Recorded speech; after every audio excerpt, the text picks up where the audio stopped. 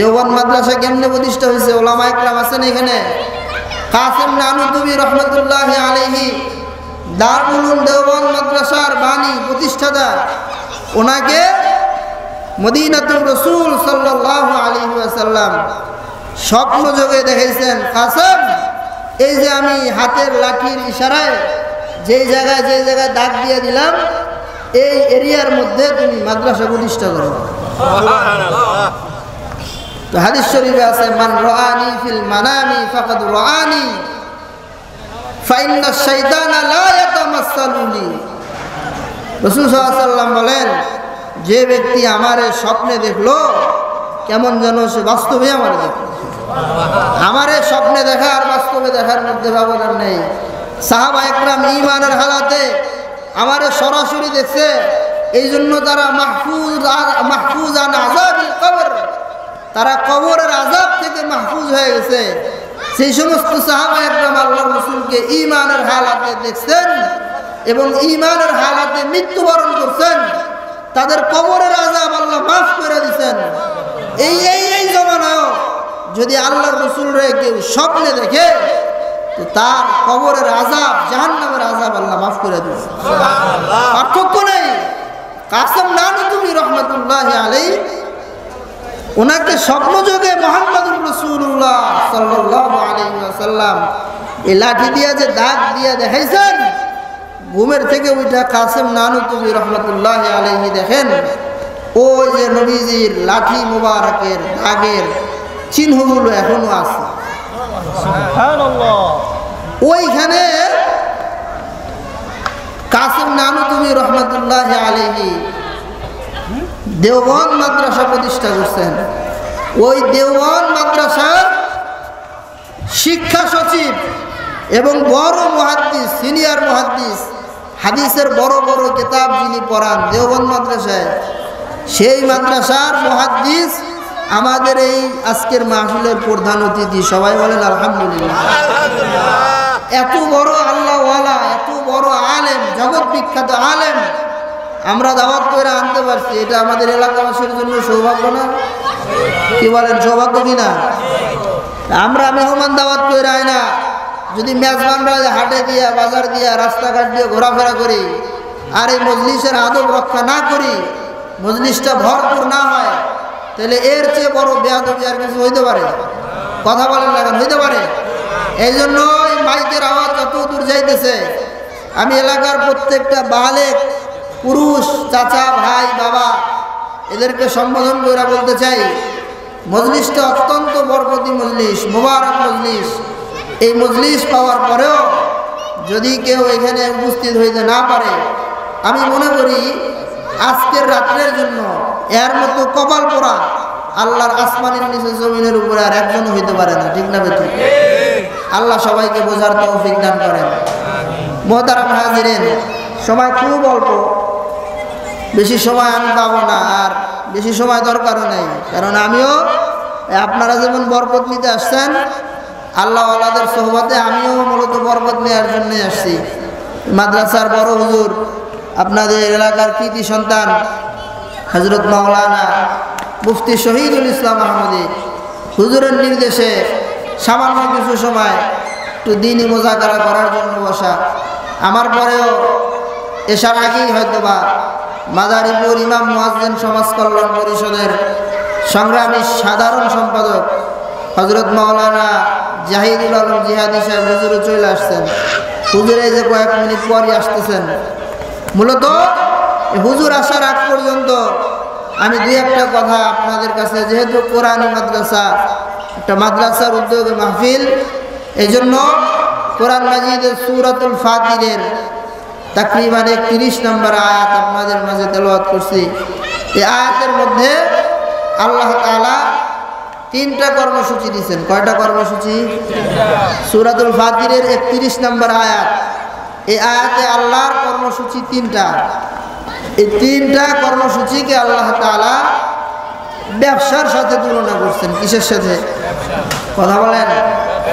দুনিয়াতে কত ধরনের ব্যবসা আছে না? ব্যবসা করে মানুষ কিসের জন্য?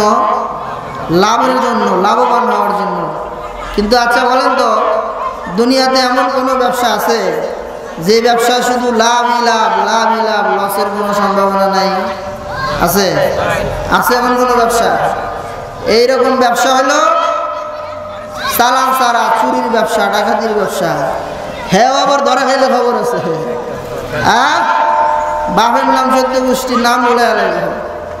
তাইলে দুনিয়ায় যত ব্যবসা আছে সমস্ত ব্যবসার মূল থিওরি হইল ব্যবসায় লাভ হবে, লস হওয়ার সম্ভাবনা আছে না নেই? এটা যদি আপনি বিশ্বাস না করেন, না মানেন, তাহলে আপনার জন্য ব্যবসা করা হবে না। যদি শুধু লাভের আশা করেন, লস হইব তো ব্রেক, ব্যবসায় করবো না, দোকানে ঢোকানো পরে তালা ঢালা মেয়েরা লাল বাতি জ্বালায় শেষ না। মানসিকভাবে দুনিয়ার ব্যবসার সিস্টেম হইল লাভ হইতে পারে, লস হওয়ার সম্ভাবনাও আছে। কিন্তু আল্লাহ তাআলা কোরআন মাজিদের এই সূরাতুল ফাতিরের 31 নম্বর আয়াতে যে তিনটা কাজকে ব্যবসার সাথে তুলনা করছেন, এই তিনটা ব্যবসা যদি কেউ আল্লাহর সাথে করে তো নিশ্চিত সে লাভবান হবে, লস হওয়ার কোনো সম্ভাবনা না। সুবহানাল্লাহ, একটু জোরে বলেন না, জোরে বলেন। এক নম্বর ব্যবসা, ইন্নাল্লাযীনা ইয়াতলুনা কিতাবাল্লাহ, ইন্নাল্লাযীনা ইয়াতলুনা কিতাবাল্লাহ। আল্লাহর কোরআন বলে নিশ্চয় আমার যে বান্দা বান্দীরা আমার কোরআন মাজিদের তেলাওয়াত করে, কোরআন মাজিদের তেলাওয়াতের মাধ্যমে প্রত্যেক হরফের ফাঁকে ফাঁকে, লাইনের বাঁকে বাঁকে আমার এই বান্দা বান্দি আমি আসমানের মালিক আল্লাহর সাথে কথা কয়। একটু থামান যায় দেন তো, এই শেষ নাই। কোরআন মাজিদের তেলাওয়াত এমন একটা ব্যবসা, যে ব্যবসায় কোনো লস নাই, যে ব্যবসাটা নিশ্চিত লাভজনক ব্যবসা। কারণ কোরআন মাজিদের তেলাওয়াত এমন একটা নেকির কাজ, যেই তেলাওয়াতের মাধ্যমে জমিনের বান্দা সরাসরি আসমানের মালিকের সাথে কথা বলে। আচ্ছা বলেন তো, আমাদেরকে বানাইছেন কে? কথা বলার ভাষা দিছেন কে? হাত পা দিছেন কে? চোখ দিছেন কে? নাকি আমার নেতা, আমার নেত্রী? নেতা নেত্রীর নামে সারাদিন স্লোগান দিতে দিতে মুখ থেকে ফেনা বের হয়ে যায়। আর যেই মালিকে কথা বলার ভাষা দিচ্ছেন, ওই মালিকের সাথে যদি কথা বলা না হয়, এর চেয়ে বড় নেমত হারাম আল্লাহর আসমানের নিচে জমিনের উপরে আর কেউ হইতে পারে না। ঠিক না? কিয়ামতের ময়দানে আল্লাহ যদি জিগায়, আরে বান্দা আমার দেওয়া জবান দিয়া কত মানুষের সাথে কথা বলছস, আমার দেওয়া জবান দিয়া বিবির সাথে কথা বলছস, আমার দেওয়া জবান দিয়া সন্তানের সাথে কথা বলছস, আমার দেওয়া জবানের ভাষা দিয়া নেতা নেত্রীর স্লোগান দিছ, কিন্তু আমি আসমানের মালিক আল্লাহ, তোমার তো কথা বলার ভাষা ছিল না। যখন ক্ষুধা লাগতো মায়ের পেট থেকে বেরোইছো হাউমাউ ছাড়া, কান্নাকাটি করা ছাড়া আর কোনো ভাষাই ছিল না। তার আগে আমি আল্লাহ তাআলা তোমাকে সুবিন্যস্তভাবে তোমার মায়ের পেটের ভিতরে সুবিন্যস্তভাবে গঠন করছি, বানাইছি। মায়ের পেট থেকে সুস্থ স্বাভাবিক হাত পা বিশিষ্ট বানায় জমিনে ভূমিষ্ঠ করাইছি। এরপরে তুমি দুনিয়াতে হাল আতা আলাল ইনসানি হিনুম মিনাদ দাহরি লাম ইয়াকুন শাইয়াম মাযকুরা। আল্লাহর কোরআন বলে মানুষের জীবনে কি এমন একটা সময় ছিল না যখন সে উল্লেখ করার মতো কিছু ছিল না, তার নাম ছিল না, হাত ছিল না, ডাক ছিল না, দুনিয়ার কেউ তাকে চিনতো না, জানতো না। আজ থেকে 31-32 বছর আগে ইমরান হুসাইন খান নামে একজন মানুষ এই জমিনে আসবে কেউ জানতো না। 35 বছর আগে মুফতি শহীদুল ইসলাম আহমদ নামে একজন লোক এই জমিনে আসবে। এই আকার আকৃতি হবে, এতটুকু লম্বা হবে, গায়ের রং ফর্সা হবে, এটা দুনিয়ার কোনো মানুষ জানতো না। আসমানের মালিক আল্লাহ মায়ের পেটের মধ্যে 10 মাস রাইখা সুবিন্যস্ত ভাবে গঠন কইরা জমিনে পাঠায়, এরপরে আবার মায়ের দিলের ভিতরেই আলেমের জন্য, সন্তানের জন্য মায়া মমতা সৃষ্টি কইরা আবার মায়ের ভাষা মাতৃভাষা শিখা আল্লাহ তাআলা পরিপূর্ণ মানুষ হিসেবে তোমারে সমাজে প্রতিষ্ঠা করছেন। এই মানুষটা যদি আসমানের মালিক আল্লাহর দেওয়া জবান দিয়া আল্লাহর সাথে কথা বলা না শিখে, আমাদের মুরব্বীরা বলে ওর চাইতে বড় বোবা আল্লাহর জমিনে আর কেউ নাই, ঠিক না বেটি? আরে আল্লাহর দেওয়া জবান দিয়া আল্লাহর লগে কথা বলা জানেন না, মায়ের পেটে জন্মায়া মাতৃভাষা জানে না, ও যেমন বোবা। আল্লাহর দেওয়া জবান দিয়া আল্লাহর সাথে কথা বলা জানে না, ও হইল তার চাইতেও বড় বোবা, ঠিক না বেটি? এই জন্যই তো আল্লাহর কোরআন বলে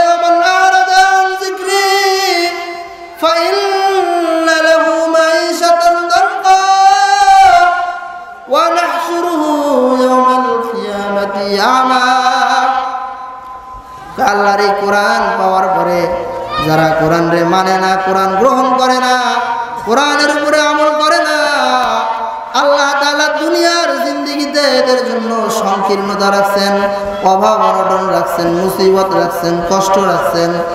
শুধু কি দুনিয়ায় মুসিবতটা না, ওয়া নাহশুরুহু ইয়াউমাল কিয়ামাতি আমা, কিয়ামতের ময়দানে আল্লাহর সামনে ও অন্ধ হয়ে উঠবে। আর কোরআন দেখার জন্য চোখ দিছে, আল্লাহর কাবা ঘর থেকে দেখার জন্য চোখ দিছে, মসজিদের রাস্তায় হাইটা হাইটা আসার জন্য চোখ দিছে।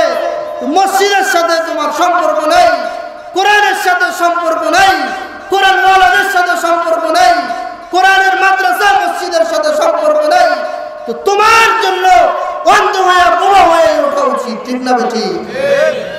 এই জন্য মুহতারাম হাজিরিন, কোরআন মাজিদের তেলাওয়াত আল্লাহর সাথে এক নম্বরের আমলের ব্যবসা।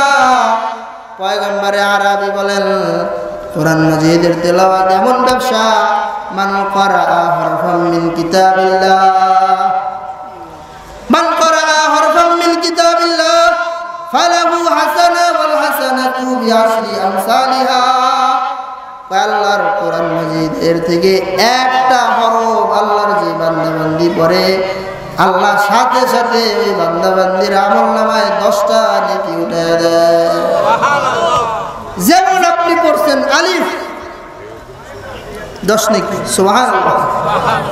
রাসূল বলেন লা আকুলু আলিফ লাম মিম হারফুন বাল আলিফুন হারফুন ওয়া লামুন হারফুন ওয়া মিমুন হারফুন। আলিফ লাম মিম এই তিনটা মিলে এক হরফ না, আলিফ লাম মিম এই 3 হরফ পড়লে সাথে সাথে 30টা নেকি আমলনামায় জমা হয়ে যায়। বিসমিল্লাহির রহমানির রহিম কোরআন মাজিদের আয়াত, বিসমিল্লাহ লিখতে হরফ লাগে 19টা। বিসমিল্লাহির রহমানির রহিম 2 সেকেন্ডে কেউ পড়া ফেলছে, তো রাসূলের হাদিস প্রমাণ করে সাথে সাথে 190টা নেকি তার আমল নামায় জমা হয়ে যায়। আছে 190 টাকা দুনিয়াতে কামাই করতে ঠেলা আছে, ঠেলা আছে না? হ্যাঁ, কাঁচা তরকারি যারা বিক্রি করে কেজিতে যদি 5 টাকা লাভ করে, মনে করেন 190 টাকা কামাইতে কয় কেজি বেচা লাগে? কত সময় লাগে? যদি বলা হয়তো কোরআন মাজিদের একটা সূরা পড়লে 1 টাকা দেওয়া হইল, 1 টাকা। কয়টা সূরা পড়তেন প্রতিদিন? কথা বলছি, কয়টা পড়তেন? টাকার মূল্য বুঝছি আমরা, মুসলমান নেকির মূল্য বুঝি নাই, ঠিক না বেটি? আমাদের মুরব্বীরা বলে এক দেশের টাকা যেমন আর এক দেশে চলে না, দুনিয়ায় টাকার প্রচলন আছে, নেকির প্রচলন নাই। যদি নেকি দিয়া দুনিয়াতে চলা লাগতো তাহলে 24 ঘন্টা সুবহানাল্লাহ আলহামদুলিল্লাহ জিকির করতাম।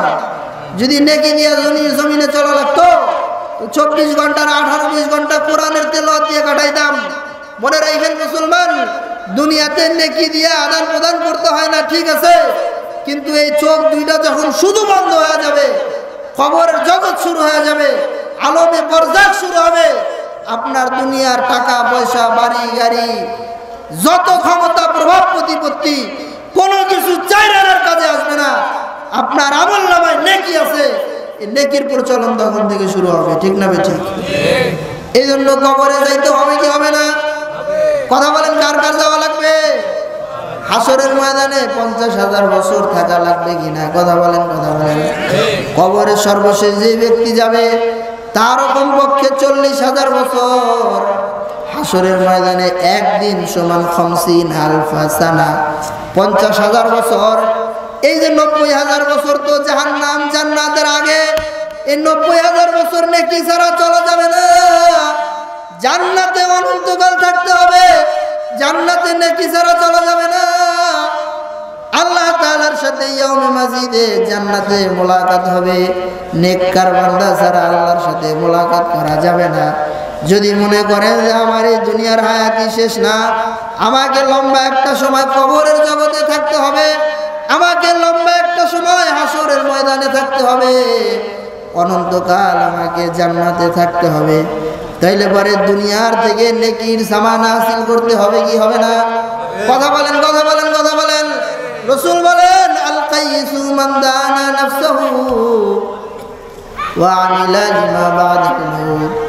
বুদ্ধিমান তো সে, বুদ্ধিমান হইল ওই ব্যক্তি যে ব্যক্তি মান দানা নাফসাহু, যে নিজের মূল্য নিজে বোঝে, যে নিজের আমলের হিসাব যে করে, ওয়া আমিলা লিমা বা'দাল মাউত, এবং মৃত্যু পরবর্তী জিন্দেগির জন্য যারা আমল করে, নেকি সামানা সংগ্রহ করে, তারা হইল বুদ্ধিমান। তাই আপনি যদি নিজের বুদ্ধিমান মনে করেন, আপনি যদি নিজের দামি বানাইতে চান, হাসরের ময়দানে কবরে হাসরে মিজানে বুসুরাতে আরামে এসে থাকতে চান, তাহলে আপনার একটা পুঁজি লাগবে, সেটা হলো নেক আমলের পুঁজি। কিসের পুঁজি বলেন? কিসের পুঁজি? কিসের পুঁজি? তাহলে নেকি হাসিল করার একটা মাধ্যম কোরআন মাজিদের তেলাওয়াত। পয়গম্বরে আরবি বলেন, একটা হরফের তেলাওয়াত তোমাকে কমপক্ষে 10টা নেকির মালিক বানায় দিবে। আরে একটা নেকির দাম কত জানেন? ময়দানে মাশারে আল্লাহর কোরআন বলে, ইয়াউমা ইয়াফিরুল মারউ মিন আখিহি ওয়া উম্মিহি ওয়া আবিহি ওয়া সাহিবাতিহি ওয়া বানিহি। কিয়ামতের ময়দানে সন্তান তার বাবার থেকে পালায় যাবে, মা তার সন্তান থেকে পলায়ন করবে, স্বামী তার স্ত্রীর থেকে পলায়ন করবে, ভাই তার ভাইয়ের থেকে পলায়ন করবে, স্বামীর সন্তান বাবা তার সন্তান থেকে পলায়ন করবে। কারণ বাবার মনে টেনশন, আজকে যদি আমার সন্তানের সাথে দেখা হয়ে যায়, আর সন্তান যদি ধৈরা বইলা বলায়, বাবা একটা নেকির জন্য ধরা হয়ে গেছি, একটা নেকি দিয়া হেল্প করো। সন্তানরে হেল্প করতে গেলে আমার জান্নাত বাদ হয়ে যেতে পারে। এই জন্য সন্তানের থেকে বাবা পালাইবো, বাবা বন্ধুর থেকে পালায়ন করবে একটা নেকির ভয়ে, একটা নেকির ভয়ে। এইরকম 10টা নেকি আল্লাহ তাআলা প্রত্যেক হরফ তেলাওয়াতের বিনিময়ে আল্লাহ তাআলা আপনাকে আমাকে দিয়ে দিবেন। সুবহানাল্লাহ। আপনি বলবেন, হুজুর আমি তো কোরআনের তেলাওয়াত জানি না। কয় কে বলছে আপনি কোরআনের তেলাওয়াত জানেন না? আপনি 5 ওয়াক্ত নামাজি, কমপক্ষে 5টা সূরা আপনার মুখস্থ আছে না নাই? কথা বলেন, আছে না নাই?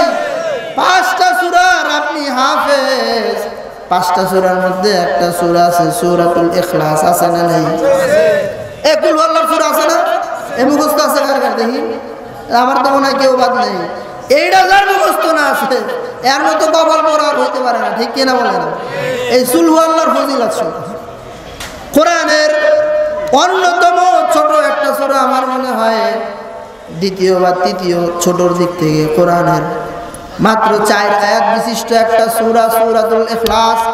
আল্লাহর রাসূল হাদিস শরীফের মধ্যে বলেন, মান ক্বারাআ সূরাতুল ইখলাসি 10 মাররা, মান ক্বারাআ সূরাতুল ইখলাসি 10 মাররা বানাল্লাহু লাহু বাইতান ফিল জান্নাহ। আর এক riwayate আছে কুসিরা লাহু ফিল জান্নাতি বুনিয়া লাহু ফিল জান্নাতি কসরুন। সুবহানাল্লাহ। যে ব্যক্তি সূরাতুল ইখলাস 10 বার পড়বে, কয়বার? কথা বলেন, কয়বার? 10 বার। 10 বার পড়তে সময় লাগবে 2 মিনিট। কয় মিনিট? আমার 2 মিনিট লাগে, আপনাদের আরো কম লাগবে। এই 2 মিনিট সময়ে 10 বার সূরা ইখলাসের তেলাওয়াত করবেন, সাথে সাথে জান্নাতে আপনার জন্য একটা ঘর বানানো হয়ে যাবে। এই 2 মিনিট সময় আছে, আমার মামা চলে আসছে, মামারে বসায় রেখে বয়ান করা যাবে না, বাকি প্রসঙ্গটা শেষ করতেছি 2-3 মিনিটে। তাহলে সূরাতুল ইখলাস মুখস্থ আছে তো? এটা কোরআনের সূরা না? এ কথা বল না, কোরআনের সূরা না? কোরআন মাজিদ তেলাওয়াত করলে আল্লাহর সাথে আমলের ব্যবসা হয়। কোরআন মাজিদের অন্যতম ছোট একটা সূরা, আমার মনে হয় 95% মুসলমানের এই সূরাটা মুখস্থ আছে। হাদিস শরীফে রাসূল সাল্লাল্লাহু আলাইহি ওয়াসাল্লাম কি বললেন? 10 বার সূরা ইখলাস কেউ পড়বে, সাথে সাথে তার জন্য জান্নাতে একটা বালাখানা তৈরি হয়ে যাবে। সুবহানাল্লাহ। দুনিয়ার একটা বাড়ি, দুনিয়ার বাড়ি ইট সিমেন্ট বালু দিয়ে বানানো হয়, জান্নাতের বাড়ির ইটগুলো হবে স্বর্ণ আর রূপার ইট। সুবহানাল্লাহ বলেন, সুবহানাল্লাহ বলেন, সুবহানাল্লাহ। এর মাটিগুলো জাফরানের, এর সিমেন্টগুলো মেশকি আম্বরের। এইরকম ইট স্বর্ণ রূপা হীরা মণি মুক্তা জহরাত ইয়াকুত মারজান আর হচ্ছে আপনার মেশকু আম্বরের খুশবু দিয়া আল্লাহ তাআলা আপনার জন্য 10 তলা 20 তলা 50 তলা না, আর দুহা কারদিস সামাওয়াতি ওয়াল আরদ, আসমান আর জমিনের প্রশস্ত যত বড় এত বড় একটা ঘর বানায়া দিবে। কয়বার সূরা ইখলাস তেলাওয়াত করলে? কয়বার করবেন ডেইলি? কথা বলেন, কথা বলেন, কয়বার করবেন? 10 বারই করবেন। একটাই দরকার বাড়ি, দুনিয়াতে বাড়ি একটা করলেই সন্তুষ্ট। তাহলে ঢাকা শহরে 50টা 100টা বাড়ি করে কেন মানুষ? গ্রামে বাড়ি একটা করছেন, আরো 1-2টা করার ফিকির আছে না নেই? আরে দুনিয়ার 50-60 বছরের হায়াতের জন্য যদি এত বাড়ি লাগে, এত গাড়ি লাগে, এত ক্ষমতা লাগে, তাহলে যে জান্নাতের হায়াতের শুরু আছে শেষ নাই, অনন্তকালের জান্নাতে থাকার জন্য কত বাড়ি দরকার? ওমর ইবনুল খাত্তাব রাদিয়াল্লাহু আনহু বলেন, আল্লাহর রাসূল যদি 20 বার পড়ি, রাসূল বলেন 2টা জান্নাত। যদি 30 বার পড়ি, রাসূল বলেন 3টা জান্নাত। 40 বার পড়লে 4টা জান্নাত। কয়টা জান্নাত? ওমর রাদিয়াল্লাহু তাআলা আনহু বলেন, আও আযীদু মিনহু, আমি এর চেয়ে অনেক বেশি করব। আল্লাহর রাসূল কি বলে শুনেন? কয় ওমর তুমি সূরাতুল ইখলাসের তেলাওয়াত করতে করতে করতে করতে ক্লান্ত হয়ে যাইবা, কিন্তু মনে রেখো আসমানের মালিক আল্লাহ তোমার জন্য জান্নাতে প্রাসাদ বানায়া ক্লান্ত হবে না। সুবহানাল্লাহ ওয়া বিহামদিহি। এইজন্য মুহতারাম হাজিরিন, কোরআন মাজিদের তেলাওয়াত শিখতে পারেন নাই, আজকের থেকে শেখা আরম্ভ করেন। যদি এই অবস্থায় মরণ হয়ে যায় তো আসমানের মালিক আল্লাহর কাছে বলতে পারবেন, আল্লাহ শুরু করছিলাম, তুমি হায়াত দাও নাই, হায়াত দিলে কোরআনের তেলাওয়াত শিখাই আসতাম, তুমি হায়াত দাও নাই, এই জন্য শেষ করে আসতে পারি নাই। কিন্তু অন্তত পক্ষে 4-5টা সূরার তেলাওয়াত তো আপনি জানেন, এই সূরাগুলোর তেলাওয়াত বেশি বেশি করেন, বেশি বেশি করেন। আপনার মাদ্রাসায় ভর্তি হয়ে পড়ার সুযোগ নাই, আপনার মেয়ে আছে, এই জামিয়াতুস সুন্নাহ মহিলা মাদ্রাসায় ভর্তি করে দেন। আপনার ছেলে আছে, এলাকায় অনেক মাদ্রাসা আছে, ভর্তি করে দেন। ছেলে নাই, নাতি আছে, মাদ্রাসায় ভর্তি করে দেন। এই ছেলে সন্তানগুলোর প্রত্যেকটা তেলাওয়াত আপনার জন্য সদকা জারিয়া।